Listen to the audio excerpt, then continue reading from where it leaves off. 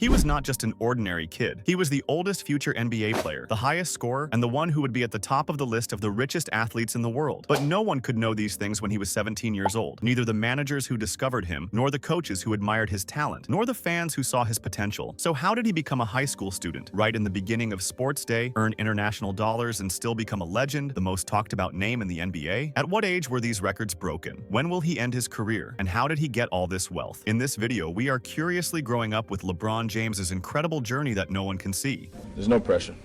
There's no pressure at all. I've been getting pressure since I was 10 years old. I don't think there's no pressure for me because I'm doing something that I love to do. That's play the game of basketball. They called him the Chosen One when he was just 17. Sports Illustrated put those words on their cover in 2002, crowning a kid from Akron before he'd even graduated high school. But crowns are heavy things, and LeBron Raymond James was about to learn that being chosen means carrying the weight of everyone's dreams and their disappointments. A boy who moved 12 times before his 10th birthday, bouncing between apartments with his teenage mother Gloria, never knowing if the lights would stay on or if they'd have to pack up again. Basketball wasn't just a game for LeBron. It was stability. It was the one constant in a world that kept shifting beneath his feet. Every bounce of that orange leather ball was a heartbeat. Every swish through the net was hope made real. When he walked into that ESPN studio on July 8, 2010 to announce the decision, LeBron thought he was taking control of his story. Instead, he was about to become the villain in everyone else's. "I'm going to take my talents to South Beach," he said, and with those 8 words, the golden boy from Ohio became public enemy #1 in his home state. Cleveland fans burned his jerseys in the streets. Dan Gilbert's letter called him a coward. The kid who'd promised to bring a championship to Northeast Ohio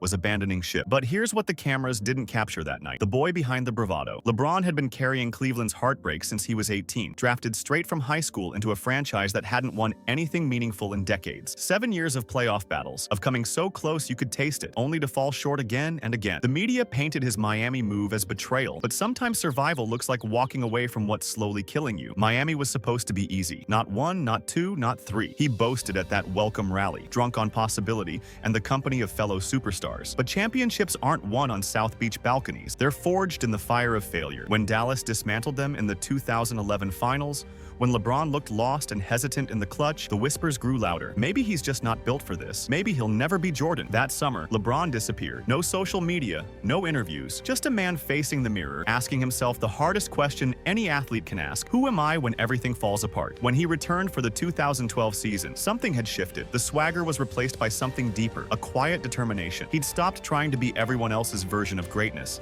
and started becoming his own. The next 2 years in Miami were pure poetry in motion. 2 championships, 2 finals MVPs, and a performance in Game 6 against San Antonio in 2013 that will be replayed until the end of time. Ray Allen's three-pointer gets the headlines, but it was LeBron's 16 points in the 4th quarter that even gave Allen the chance. In those moments, with elimination staring him down, LeBron found something he'd been searching for his entire career: the ability to be clutch, not because he had to prove something to the world, but because he finally believed in himself. But success in Miami couldn't heal the wound he'd left in Ohio. Late at night, in those quiet hours when the arena lights had dimmed and the applause had faded, LeBron found himself thinking about home, about the factory workers who saved up to buy tickets, about the kids wearing his jersey who looked just like he did 20 years earlier, lost, looking for something to believe in. "I'm coming home," he wrote in that Sports Illustrated letter in 2014. Not to the fans, not to the organization, but to Northeast Ohio itself. It was the most vulnerable we'd ever seen the king, admitting his mistakes, asking for forgiveness, promising something he had no guarantee he could deliver. He was betting his legacy on the longest of long shots, bringing a championship to a city that specialized in sports heartbreak. Cleveland's roster in 2014 was a patchwork of young talent and veteran hunger. Kyrie Irving had the handles of a magician, but needed to learn how to lead. Kevin Love was putting up empty stats on bad teams in Minnesota. The city had gone 52 years without a major sports championship. 52 years of wait till next year, and maybe this time will be different. LeBron wasn't just returning to play basketball. He was returning to attempt the impossible. The first 2 years back were a masterclass in building something from nothing. LeBron wasn't the same player who'd left Cleveland 6 years earlier. At 30, he couldn't rely on pure athleticism anymore. Instead, he became a basketball savant, reading defenses like sheet music, orchestrating plays with the precision of a conductor. He transformed from a scorer into a facilitator, understanding that true greatness isn't about getting yours. It's about making everyone around you better. But even greatness has its limits, and in 2015, those limits were tested. Kyrie went down with a fractured kneecap in Game 1 of the finals. Love was already out with a shoulder injury. It was LeBron and a collection of role players against the buzzsaw that was the Golden State Warriors.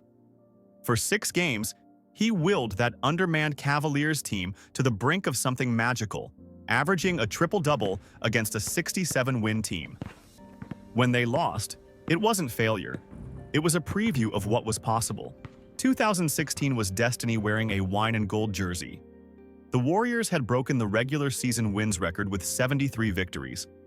They were up 3-1 in the finals, 1 win away from completing the perfect season. Stephen Curry was on magazine covers as the new face of the NBA. The writing was on the wall and it said Warriors Dynasty. But LeBron had stopped reading other people's scripts years ago. "Cleveland, this is for you," he said before Game 5, and over the next 3 games he authored the greatest comeback in NBA Finals history. Not just with his 41 points, 16 rebounds, and 7 assists in Game 5. Not just with his chase-down block on Andre Iguodala in Game 7 that defied physics and time itself, but with his tears after Kyrie's three-pointer fell through the net with 53.4 seconds left, ending 52 years of Cleveland championship drought. In that moment, as LeBron collapsed to the floor of Oracle Arena, he wasn't just a basketball player anymore. He was redemption incarnate. He was every kid from Akron who'd been told they weren't good enough. He was every Cleveland fan who'd passed down disappointment like a family heirloom. He was a son who'd left home angry and returned with exactly what he'd promised to bring. But even fairy tale endings have complicated epilogues. The next year brought more heartbreak as the Warriors, now with Kevin Durant, proved too much to overcome. LeBron put up numbers that would have won Finals MVP on the losing side: 33.6 points, 12 rebounds, 10 assists per game. But individual excellence couldn't overcome the super team era he'd inadvertently helped create. By 2018, the writing was on the wall again.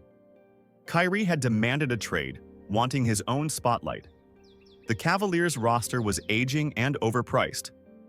LeBron carried them to the finals one last time, willing a team that had no business being there past Boston and into a date with Golden State.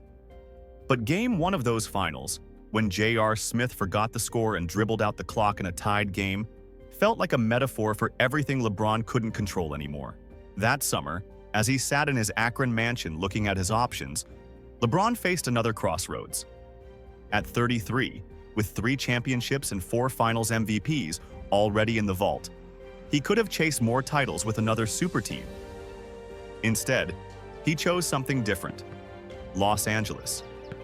Not for the weather or the Hollywood glamour, but for what the Lakers represented. A franchise with a championship tradition and a platform that would let him build something bigger than basketball. The move to LA wasn't about basketball at first.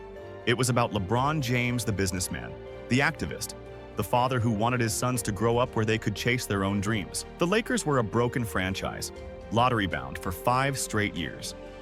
Magic Johnson sold him on potential, but potential doesn't win games. That first season in purple and gold was humbling. A groin injury, missed playoffs, and whispers that Father Time was finally catching up to the king. But 2020 changed everything. When Kobe Bryant died in that helicopter crash, LeBron inherited something he'd never asked for: the responsibility of carrying on Mamba mentality for an entire city in mourning. The bubble season in Orlando wasn't just about winning a championship. It was about honoring a legacy while writing his own. When Anthony Davis hit that three-pointer to beat Denver in the Western Conference Finals, when LeBron dominated Miami in the finals to bring the Lakers their first title in a decade, he wasn't just winning for himself. He was winning for Kobe, for Los Angeles, and for everyone who'd ever doubted that legends could be made in their 17th season. The years since have been a study in graceful aging and stubborn excellence. At 39, LeBron is still posting triple-doubles, still making all-star teams, still carrying teams that have no business competing for championships. He broke Kareem's all-time scoring record not with a dunk or a thunderous three-pointer, but with a simple turnaround fadeaway. The same shot he'd been perfecting since he was a kid in Akron, now executed with the wisdom of someone who'd seen everything basketball had to offer. But perhaps the most beautiful part of LeBron's story isn't written on box scores or etched on championship trophies. It's written in the relationship with his children, especially Bronny. When they shared the court together for the Lakers earlier this season, it wasn't just sports history. It was a father watching his son chase his own version of greatness.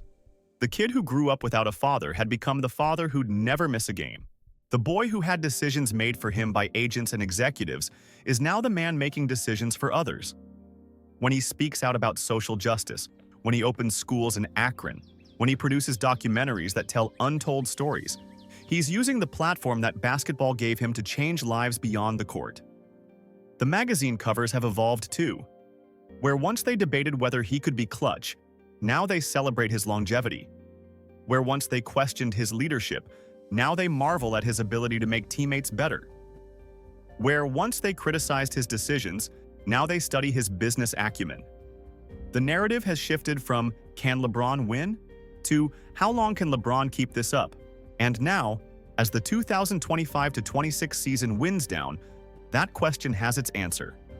Sources close to the organization say LeBron has already made his decision. This will be his final season. At 41, after 22 years in the league, after 40,000 points and 10,000 rebounds and 10,000 assists, after 4 championships with 3 different teams, after changing the way we think about athlete empowerment and social responsibility, the king is ready to abdicate his throne. But this isn't a story about decline or defeat. This is a story about completion. LeBron isn't retiring because he can't play anymore. Even now, he's averaging near a triple-double for a Lakers team fighting for playoff position. He's retiring because he's done everything he set out to do and more. He brought Cleveland a championship. He proved he could win in Miami. He restored the Lakers to glory. He played with his son. He built a business empire. He changed the conversation about what athletes can accomplish beyond their sport. The boy who was chosen at 17 is choosing his own ending at 41. When LeBron takes that final walk off the court at Crypto.com Arena, or maybe, if the basketball gods are kind, at Rocket Mortgage Fieldhouse in Cleveland, he won't be walking alone. He'll be carrying the dreams of every kid who saw him play and thought, maybe I can do that too. He'll be carrying the gratitude of 3 franchises and their cities. He'll be carrying the respect of a generation of players who grew up studying his tape, learning his moves, trying to crack the code of sustained excellence.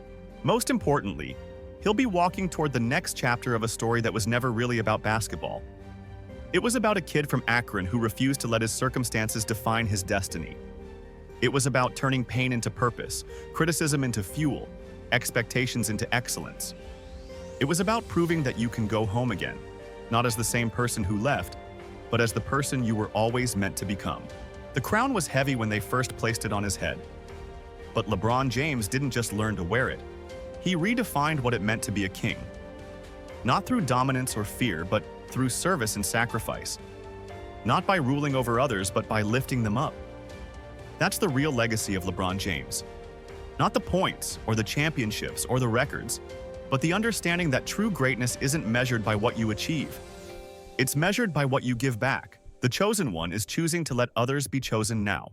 And in that choice, in that final act of grace, the boy from Akron completes his transformation into something bigger than basketball, bigger than sports, bigger than fame.